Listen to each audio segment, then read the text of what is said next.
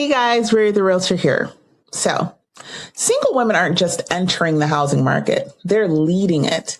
Setting a historic record, single women are now representing 21% of all U.S. home buyers, with over 20 million owning their homes today. Since 1981, this market share has nearly doubled, and the gap is still widening. In fact, single women accounted for 25% of all first-time home buyers, significantly outpacing single men at just 10%. How? By prioritizing home ownership and cutting non-essential spending to build real equity. Are you ready to join the 20 million? DM me the word OWN to start your home ownership journey today.